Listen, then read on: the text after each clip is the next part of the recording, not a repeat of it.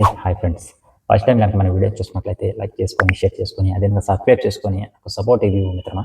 Okay. So, టాపిక్‌లోకి వెళ్ళిపోయినట్లయితే ప్రియా అయితే నిన్న ఎలిమినేట్ అయిపోయింది. సో, చాలామంది అంటున్నారు బానే ఆడుతుంది గదా! కొంతమందితో పోలిస్తే కొంతమంది సైలెంట్‌గా ఉంటున్నారు. ఏ పని చేయకుండా ఏమో ఒకటి చిన్న చిన్న కంటెంట్ అయినా ఇస్తుంది గదా! ఈ అమ్మాయి. ఎందుకు పంపించేశారు ఈ అమ్మాయిని? అసలా హరీష్ కన్నా లేదా వేరే వాళ్ళకన్నా అంత దారుణంగా ఓటింగ్ ఉందా అనైతే మనోళ్ళు చాలామంది అయితే అడుగుతున్నారు. యాక్చువల్‌గా ఈమె బయటికి రావడానికి కారణం ఏమిటంటే ఫస్ట్ అగ్ని పరీక్షలో వచ్చినప్పుడు చాలా ఇంప్రెషన్ వచ్చింది. అదేవిధంగా లుక్స్ బాగున్నాయి. గేమ్ గూడా బాగా ఆడుతుంది. సో, కొంచెం ప్లస్ అయింది ఆ టైంలో. అదేవిధంగా హౌస్‌లోకొచ్చిన 'బిగ్ బాస్' హౌస్‌లోకొచ్చిన స్టార్టింగ్‌లో కూడా కొంచెం పెర్ఫార్మెన్స్ అక్కడక్కడ బాగుండింది. వే ఆఫ్ టాకింగ్ బాగుండింది. ఆడియన్స్ గూడా బాగా లైక్ చేశారు. అదేవిధంగా సపోర్ట్ చేశారు. కానీ సడెన్‌గా ఏమైందంటే ఎప్పుడైతే ఆ శ్రీజతో మింగిల్ అయిందో, కనెక్ట్ అయిందో అప్పటి నుంచి ఈమెకి దరిద్రం పట్టుకుంది. ఏందంటే ఇప్పుడు వేరే వాళ్ళు ఎవరైనా ఉంటారు గదా!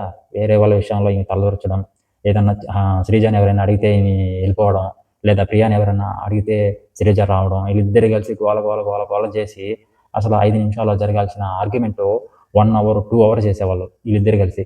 మామూలు గొడవలు, మామూలు రచ్చలు చేసేవాళ్ళైతే కాదు. అసలు గబ్బు గబ్బు లేపేవాళ్ళు. సరేలే ఈ జనాలు గూడా ఇంగ ఈళ్ళ గురించి ఫస్ట్‌లో పాజిటివ్ వచ్చింది. మధ్యలో పాను పాను నెగటివిటీ వచ్చింది. తర్వాతైనా మారతారులే, మారతారులే అని 1 వీక్ చూసారు. ఆ 1 వీక్‌లో అసలు మారలేదు. సో, ఇంక అర్థమైపోయింది. ఇంక వీళ్ళతో ఇంక లాభం లేదు. ఇంక నెట్టైనా పంపించేయాలని చెప్పి ఆడియన్స్ కూడా ఓటింగ్ మార్చేశారు.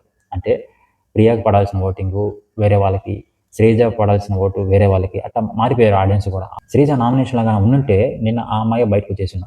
అంత నెగటివిటీ అయితే వచ్చింది ఆ అమ్మాయికి. బట్ ఆ పవన్ చేసిన చిన్న హెల్ప్ వల్ల అదే ఇది కెప్టెన్సీ వచ్చినప్పుడు ఒకరిని సేవ్ చేయొచ్చు అనే ఆఫర్ వచ్చింది కదా!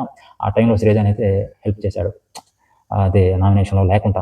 అదైతే ప్లస్ అయింది. ఒకవేళ గాన ఆ అమ్మాయిని అక్కడే గాని ఉండుంటే ఈరోజు శ్రీజ బయటకొచ్చేసును. ప్రియా ఇంట్లో ఉన్నాను. ప్రియా గాని ఈ వీకు ఒకవేళ ప్రియా ఉండి ఒక 1 వీక్ పెర్ఫార్మన్స్ గాని బాగుండుంటే ఆమె అక్కడే ఉండును. బట్ ఏందంటే అన్‌ఫార్చునేట్‌లీ రావాల్సొచ్చింది బయటికి. రీతు గూడా మాక్సిమం ఇంక వచ్చేస్తది. ఇంక ఇదే మాదిరిగా కంటిన్యూ చేస్తే. బట్ ఏందంటే ఆమె ఇంకా వాళ్ళకి టీవీ ఛానల్స్‌తో వాళ్ళతో వీళ్ళతో కొంచెం కనెక్షన్ ఉంది కాబట్టి కొంచెం రోజులు సర్వైవ్ అవుతుంది. చూద్దాం ఎంతవరకు వస్తుందో ఏందో. అసలు ఈ ఫ్లోరా ఎన్ని రోజులు ఉంటుందో ఏంది కథ అనేది స్టార్టింగ్‌లో ఫస్ట్ వీకే వెళ్ళిపోద్దని అందరూ డిసైడ్ అయ్యారు. బట్ ఏందంటే ఆశ్చర్యకరంగా ఇంకా నాలుగో వీక్ వరకు గూడా ఉంటుంది. అసలు ఎంతవరకు ఉంటుందో కూడా అసలు ఎవరు ఊహించలేని విషయం ఏందంటే ఫ్లోరా గారి గురించి. ఈమెకి ఓట్ బ్యాంకింగ్ బాగుంది. తెలుగు రాదు.